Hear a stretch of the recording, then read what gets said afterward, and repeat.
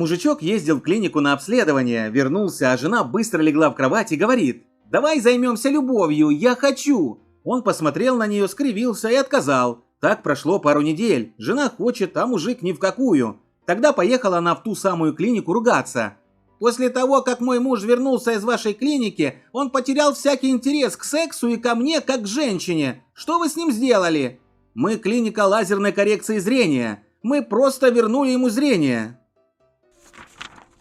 Когда в детстве я не мог почистить лук, бабушка говорила: «Если тонкая не снимается, снимай толстую». Этот совет мне до сих пор помогает в жизни. Мальчик стал обладателем блестящей новенькой монетки и решил истратить ее на мороженое. «А почему бы тебе не пожертвовать ее церкви?» – спросил священник, случайно зашедший к ним по каким-то делам. «Я думал об этом, святой отец, но пришел к выводу, что мне лучше купить мороженое, а эту монетку пусть лучше пожертвует вам лавочник». Ночь, он и она романтично шепчет: «Эх, месяц светит». Размечталась. Минимум тебе светит полгода лишения за двойную сплошную, да еще и штраф за превышение.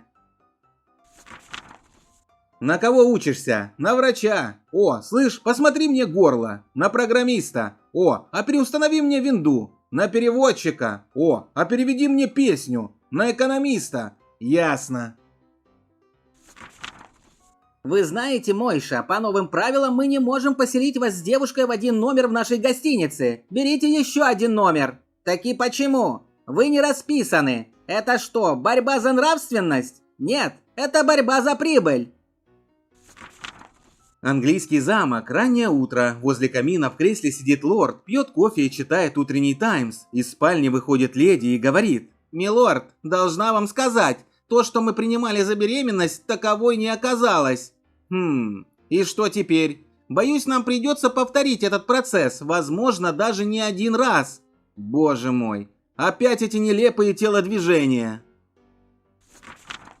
«Папа!» – вопит малыш, подбегая к отцу. «Ты всегда пристаешь ко мне с безделушками и мешаешь моим занятиям. Теперь ты будешь говорить только тогда, когда я спрошу тебя», – говорит отец. «Пап, быстрее спроси меня, не забыл ли ты поставить машину на ручник и не катится ли она сейчас вниз по улице?» Отец воспитывает сына. И запомни, нужно очень осмотрительно относиться к чужим советам, потому что нет на свете такого дурака, который не считал бы себя умнее всех. Ты уверен в этом, папа? В таких вещах, сынок, я никогда не ошибаюсь. Вася, а ты знаешь разницу между бедой и катастрофой? Что за вопрос? Конечно. А можешь сформулировать? Ну вот представь, заболела твоя тетя. Беда? Беда. Но ведь не катастрофа? Нет. А вот представь, летели депутаты, самолет упал и разбился. Катастрофа? Катастрофа. Но ведь не беда? Не беда. В поезде. А вас как зовут? Анжелика. Как красиво, Анжелика. А у нас в деревне все как не Маруси, так Прасковьи. А сына вашего как зовут? Артур. Как красиво, Артур. А у нас в деревне все как не Василий, так Спиридоны. А мужа вашего как зовут? У меня нет мужа, я мать-одиночка. Как красиво, мать-одиночка. А у нас в деревне говорят проститутка. Заходит блондинка в самолет и садится в кресло. К ней подходит какой-то мужчина. «Девушка, вы заняли мое место». «Да вы что, здесь буду сидеть я». «Да? Тогда берите штурвал и ведите самолет». «Абрам, люди говорят, что вы научили свою жену Сару играть в покер». «Таки да, и ни капли не жалею. Вчера вот выиграл у нее половину своей зарплаты». Психиатр показывает чернильные пятна. «Что вы видите?» «Я вижу грустного и одинокого мужчину». Психиатр, всхлипывая: «Я имею в виду на листе». Блондинка зазевалась за рулем и при перестроении зацепила соседнюю машину. Водитель разбитого автомобиля выходит и начинает ругаться. «Да вы машину водить не умеете! Вы в автошколу ходили, экзамены сдавали!» «Представьте себе, сдавала! И уверена, что гораздо больше раз, чем вы!» Идет Красная Шапочка по лесу, навстречу Серый Волк. «Красная Шапочка, хочешь, я тебя поцелую в такое место, куда еще никто не целовал?» Красная Шапочка, затягиваясь сигаретой: «Корзинку, что ли?» «Роза Моисеевна, сколько вам лет? Надо посчитать. Когда я вышла замуж, мне было 20, Семе 40, то есть я была в 2 раза его моложе. Сейчас ему 70, значит, мне 35. Бабушка останавливает молодого человека и спрашивает: «Сынок, как мне попасть в больницу?» Ну, бабушка, например, выйдите на дорогу. Муж жене, у нас в офисе гулянка будет, и я вернусь домой пьяный. Не пьяный, а выпивший. Все, выпивший. Не все выпивший, а просто выпивший. Звонок в ресторан. «Алло, можно у вас заказать столик?» «Я вам еще раз повторяю, это не мебельная фабрика, мы не делаем и не продаем мебель».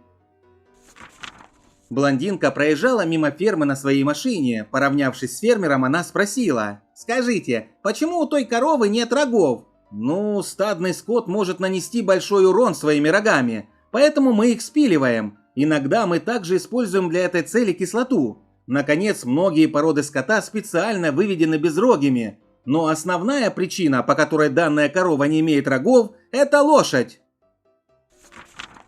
Вовочка с папой идут по колбасной фабрике. Папа показывает Вовочке на колбасный автомат. «Вот, смотри, сюда кидаешь барана, а выходят палки колбасы». Вовочка спрашивает: «Папа, а есть такой автомат, чтобы туда кинуть палку, а оттуда баран?» «Есть, это твоя мама».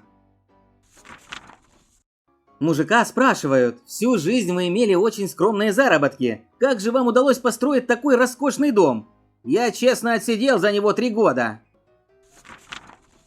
Пришел мужик к врачу и говорит: «Доктор, позавчера прихожу домой, а у жены любовник. Она мне говорит: милый, мы еще не закончили. Пойди на кухню и выпей чашечку кофе. Вчера то же самое, только сказала, чтобы я выпил 2 чашечки кофе. Сегодня 3. Доктор, я хочу спросить, не вредно ли мне так много кофе пить?» Собака покусала на улице прохожего. Тот, видя порванную одежду, кричит хозяину собаки: «Я требую компенсации!» «Да без базара, мужик! Я ее подержу, а ты кусай!» Хозяйка сдает комнату новому постояльцу. «Комната хорошая, светлая. До вас тут жил один химик и был очень доволен. А это пятно на потолке, вероятно, последствия одного из неудачных опытов вашего химика». «Нет, это сам химик». Парень с девушкой гуляют, девушка говорит: «Пойдем ко мне». Ну, я не знаю, давай в другой раз». «Да ладно, расслабься, у меня тоже носки дырявые». Продавщица взвешивает сардельки, одна падает и улетает в самую грязь. Продавщица: «Ой, извините, я заменю». Покупатель: «Нет, кладите эту». Продавщица: «А, у вас есть собака». Покупатель: «Нет, у меня есть теща». 6 утра в круглосуточный цветочный магазинчик заходит интеллигентного вида мужчина с явными признаками бурно проведенной ночи. «Девушка, подберите мне букет для жены, покрасивее». Потом, задумавшись, добавляет: «И помягче».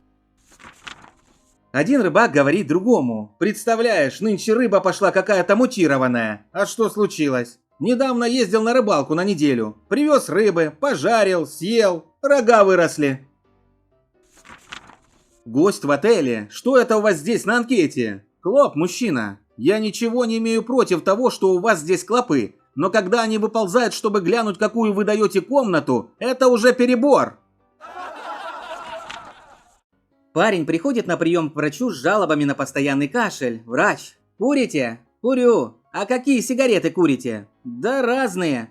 «Ну, для начала попробуйте курить один определенный сорт сигарет». «И чё, блин, теперь мне только у одного коллеги закурить стрелять?»